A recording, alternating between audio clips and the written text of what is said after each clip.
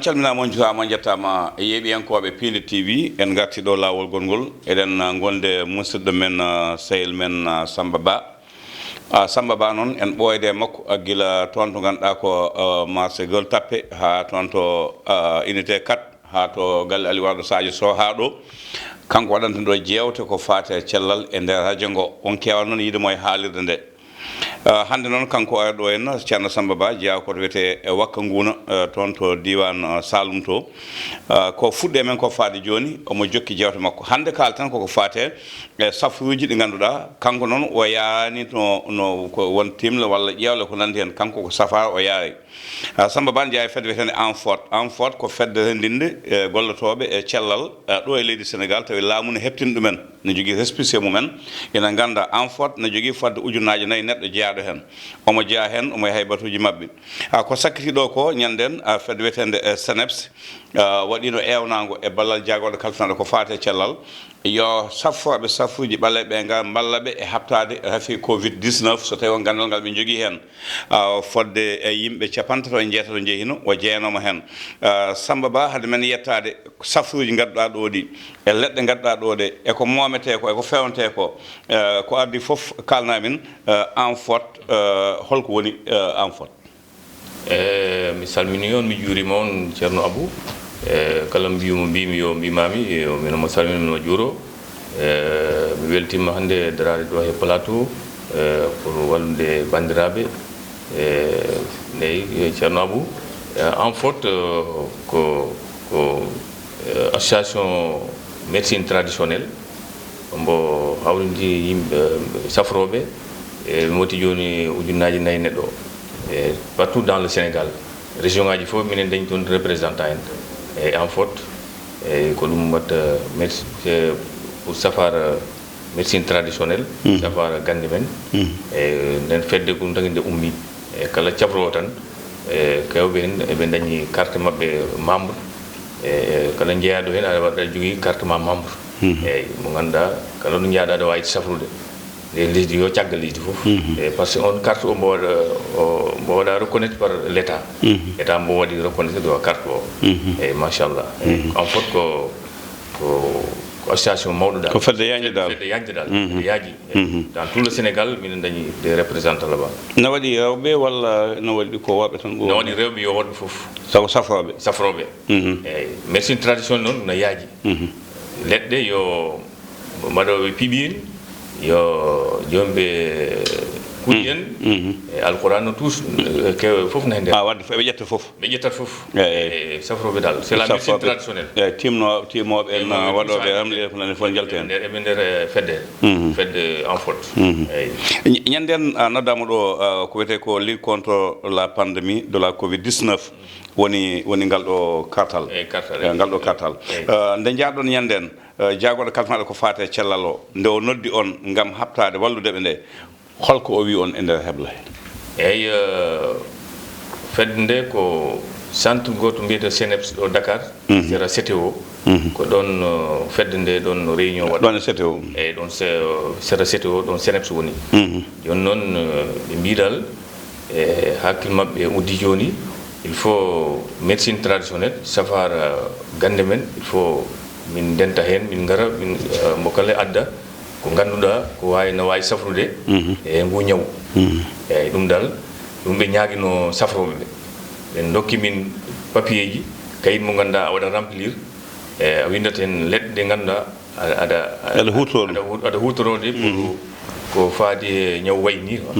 eyyi joni noon min mbaɗi remplir kewɓe en mbaɗi bindi kayiti ha ɓe nawaniɓe e par ce que médecine traditionnelle fota yaade ɗacca médecine moderne fota yaade ɗacca médecine traditionnelle kanji fof eɗi foti yaadude eyyi par ce que safara men ko ɗo tawa mi wi on kala mbiɗo leɗɗe min moƴƴani e leɗɗe ɓaleɓe moƴƴani mi wiɓe noon ñana e réunion he wimi médecine leɗɗe men kala mbiɗo ɗe moƴƴani ya ɗaccu ñamde tew nagge mbeewa yo mbaalu eyi an mbiɗo leɗɗe men cafata moƴƴani cafata e wota ñam tewu mbaalu nagge yo mbeewa par ce que kanji ko ɗum ɗi nguuri eyi nde leɗɗe men ɗi nguuri eyi aɗa sa fawanama tewu ñama ha reedu ma heewa joɗɗa ɗo aɗa wiya leɗɗe men moƴƴani ɗum ko haal tan ɓe ɓunda ɗon tan eyi koɗen naturel e cafrat ɗe mbatta calme e nde leɗɗe men cafrat ɗe cafrat normal ɗum ɓe noddirnomin min balliɓe e safara min balliɓe leɗɗe men e min kalanaɓe hoɗe mbawi safrude ngu ñaw ko 23 juillet wonno 2020 Seneps wonno Grand Yoff 2020 wonno il y avait 38 personnes 38 radipraticiens safroɓe ɓe cuɓannoɗa e ɓe cuɓaɓe noon ko hen jeeyami eyi ɓe cuuɓi safroɓe noddiɓe téléphone e mo kala mbiyeɗa ko 23 en dañi fedde réunion e Seneps eyi inchallah min ñalliñano quoi depuis 9h ha 15h jafoɗa beele ɓe mbi on gaddane min ko cikkuɗon ne wawi safrude covid 19 walla ɓe mbi on min jiiɗi ko lekki naggam gaddonon min ƴeewdo walla ɓe mbi on holno ɓettirton ɗum ha gandon ɗum wawi safrude eyyi koɓe mbi min yomin gaddu lekki wawki safrude ki ganduɗa an oɗon jogui jot aɗa yannaɗal ki eki wawi safrude o covid kalnaɓe no fewnide foof papier no waɗa eyyi tawi a fasnat walla a waɗa infusion ɗum foof a haalnatɓe eyyi kamɓe dal lekki dal sa addi a haalanɓe foof no fewnirte kamɓe après kamɓe mbaɗoya kono ɓe ƴettani noon yo garna ɗon e mabɓe e nder ɗo ɓe cafrat ɗo e urde nde walla ko yon pewni tan tottomeɓe naw kamɓe kamɓe komin jiiɗi tan yomin mbaɗa haalanɓe affaire no fewnirte tan e min dortaɓe tan kamɓe gandi no ɓe mbatta quoi joni wonko ɓe jooɓi on walla ɓe ƴetton ko par lewru walla ko hollum ɓe joɓani min hay hunde ɓe joɓani men hay hunde ɓe joɓi mais holno ɗum amnoto saabu kamɓe safroɓe banggue safa tubakoɓe eɓe namno ko wiyete ko indemnité eɓe jogui damorde ministre on yaltina kalis on tottaɓe so pelti addude on ko saabi ɓe dokkani on ala ɓe ko ɓe dokkirino passe per joom 5000 francs par personne non ɗum ko per joom pour siɗa ruto passe eyyi ko per joom ɓe dokkiri joni noon min ƴeewine ñawu ngu ko Sénégal ngu ari koye population Sénégal joni yimɓe fof yoɓe gumma ɓe mbaɗa participé ɓe jagguirana chef de l' état eyyi mbimɓe wota ƴeewe hen wota ƴeewe affaire haalis walla tout ça mbimɓe jagguinen dal e ballen population Sénégal par ce que enen ko hen jeeɗen koye population e jeeɗen mo kala sa andi gandal ma ɗum no wawi safrude o covid haalanɓe par ce que ka citoyen eyyi mais samba ɗo noon min en pamude tan saabu safroɓe banggue tubakoɓe kamɓe koɓe docteur ɓe ko ɗo ɓe jeeya e kamɓe ɓe mbawa addude gandal mabɓe ɓe jaafo ɓe dokka yimɓe saabi Allah ko saabi onon ɓe mbiya noon jaaɓon natone e nden feere eyyi ɗum ne ko eren wonko ko ganduɗa aussi ɗum wona lawol dal par ce que ɓe potino yaltinde haalis ɓe ballita ɓe ballita min eyyi par ce que minen mbaɗa participer e développement Sénégal eyyi minen balla yimɓe minen safra yimɓe machallah ɓe potino yaltinde haali aussi ɓe balla safroɓe Sénégal covid o ko yimɓe fof tampi hen 23 juillet ko nden mbaɗɗon beele leɗɗe dokkunoɗanɓe ɓe nayi ɗe ɓe garta mon ɓe mbi leɗɗe ɗe ko cafri ko ɓe jii walla ɓe jiyani eyyi min de hooram mi yeehi ha to ministére nawanmi ɓe kayitam mais ha joni ɓe kalnan haaliji haydara ko min ƴetti haalisam passe mi yiyami ha toon eyyi naw tottumi secrétaire o mbimo ko min kaari fedde sanggam jeeyami eyyi onon dokkunomin ɗi kayitaji mbiɗon yon ballu min yomin ballu on e nguñaw eyyi minne mi ari mi addani on leɗɗam ko ni he ni o wi kam min weltima ɗum dal ɗon fottonede on jeeɓa Pindi TV eɗen wonde musidɗo Samba Ba mo ganduɗa ko cafrowo tawaɗi praticien jeeɗo fedde wiyetede en forte caggal muɗum kadi noddal ngu wonnoñe nden ko Seneps gonɗo toon to hôpital général mo Grand Yoff gam addude ballal mum e safrude covid 19 jafoɗon mi caggal nde laamu yiɗi paamima to waɗeɓe tan mbawa yade walla gande tubako mbawa yade gartani hen Samba garten haade men ruttade toon garten e ɗiɗo kayitaji ɗiɗo paquet ɗi jogiɗa tawi ko paquet ji safuuji baɗɗi ha joni leɗɗe ene jogui ɗo ko wiyete ko ngujam walla pomate safara ganni ene jogui ɗo ko wiyete ko dermatos manam site walla rem e site ɗo ne kon noon drépanocytose oɗo ko AS no waɗi drépanocytose ko façon ngaji ɗiɗi woodi o ko ñawu ƴiƴam ngu ñawu ngu bonnat ƴiƴam toujours ngu bonnat ƴiƴam ko ñawu bonnowu ƴiƴam ƴiƴam ngu watta attaqué no waɗi AS SS sa yi neɗɗo dañi SS andu bam makko e nen makko fof ɓe dañi AS sa jiminama tan adda ko SS dañata drépano grawɗo sax e musto sax ɗo ko diabète o ko diabète diabète nani diabète o tellinat sukar mi wiyani noon ombo wawi safrude diabète o non mbo tellinat sukar ma ustat sukar ustat sukar neɗɗo yo haal gonga kala mbiɗo ombo wawi safrude diabète ha iwa e ɓandu neɗɗo min voilà o tellinan mbo ustat sukar le taux de sucre sino mo hutoro a dañta probléme voilà o ko hémorroïde les hémorroïdes internes et externes gonɗo nder yo jaltuɗo fof ma safru mbo inchallah eyyi o mom mo safrat joni en cuwade banggue posologie o jewten ha e hono ko wiyete ko safa ganni doole ko wiyete ko gorago ko affaire gorago aussi eyyi o ko lekki joom galle machallah noon guinnimi o eyyi ayi ko mbarodi waɗa hen machallah eyyi na rokkira doole eyyi na safra aussi ko heewi e wofde neɗɗo gorko par ce que sa ƴeewi gorko omo daña probléme gorago tan won ñabbuji kewɗi heeɗi he wofde makko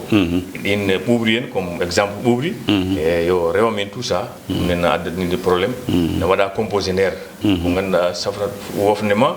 e sellinanma machallah rokkanma gorago eyyi wiide noon joni ɗum ala joni eyyi safara gorago wadde joni ɗum moƴƴani bonnat ɗaɗi gorago ma e ay lekki si yiiɗi yorde ni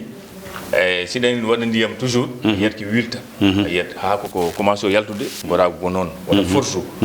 ƴettu lekki maɗa ƴetta par cc a yiyat de temps au fur et à mesure rek a yiyat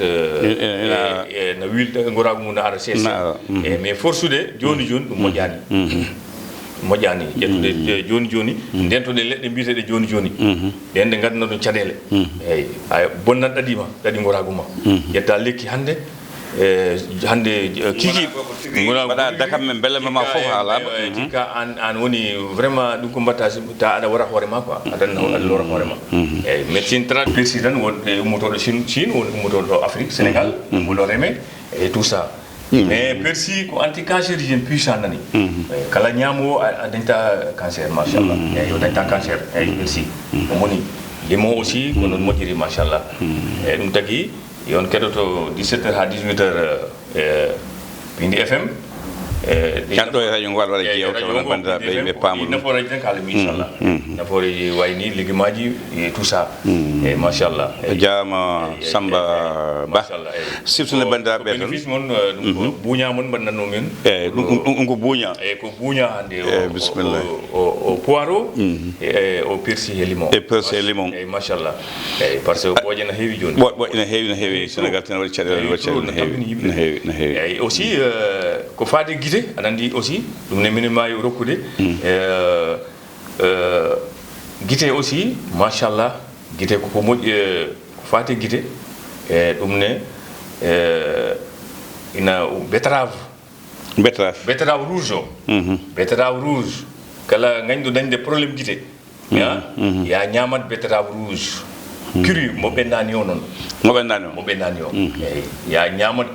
betterave rouge a dañta probléme guite et puis si tawi ñawu guite ma sellinat guite ñawu inchallah eyyi non neɗɗo soit tan lawƴi ɗum wona lawƴi tan ha laaɓa après aɗa ƴakka betterave rouge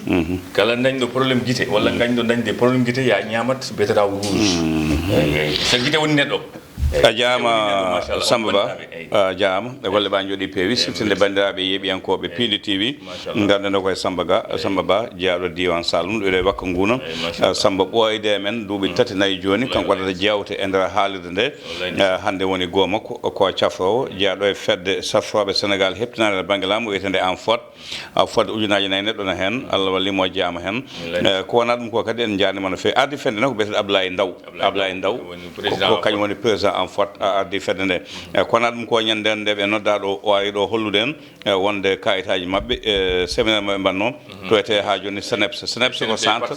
eyyi SNEPS mo ganduɗa ko centre mo laamu ngu waɗi gam ƴewdade habtade yoga RFI ji ɗum noon ko habtanade Covid 19 Allah waɗi o jeeya hen fodde capantati jeetanoɗo jeeya hen noon ko fartange meɗen wawi ɗo hande addude ɗiɗo paquet aji ma on jiiɗum na yeeye yentude oɗo kadi ɗum noon Samba Allah jarama